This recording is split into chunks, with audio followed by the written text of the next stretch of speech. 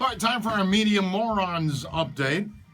And first recipient of the award, Trevor Noah of The Daily Show on the Comedy Central, sent out what is now being referred to as a transphobic Trump tweet the other day. They were doing what the craziest piece of news coming out next week. One featured Trump using a Constitution as a napkin.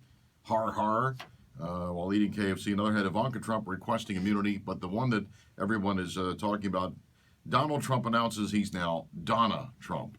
And so Trevor Noah is being slammed for that. ABC gets an award, or I guess the shame of canceling Tim Allen and his sitcom called Last Man Standing. Despite strong, solid ratings and a loyal fan base, over 10,000 petition signatures already signed to keep the show.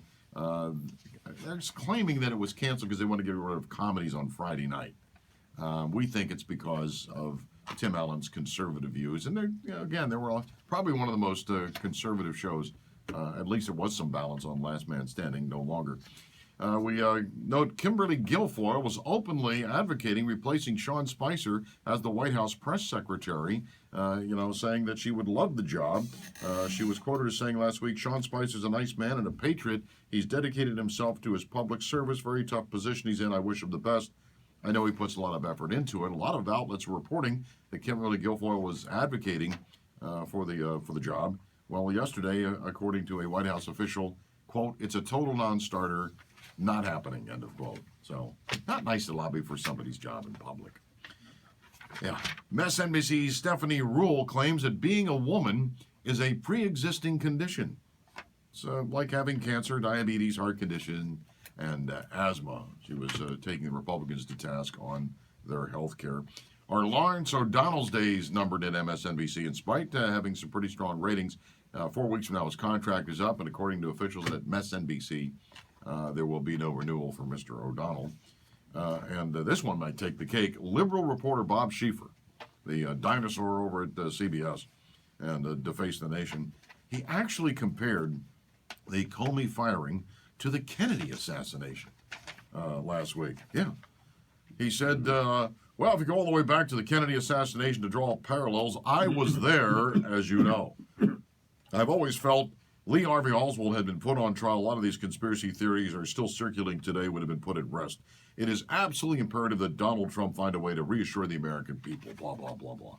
I mean, think about that. The Comey firing, you fire an FBI director to a president being assassinated. This is literally insane. These people are absolutely, literally insane. The New York Slimes is upset with the Sinclair Group. They were announcing going to buy 43 more television stations to add to their 173 more. And listen to the reason why the Slimes is opposed to it. It's because the Sinclair people have been known, they have advocacy groups, have shown concern about the size and reach the combined company could have. Never mind the New York Slimes is the most biased, politically opinionated.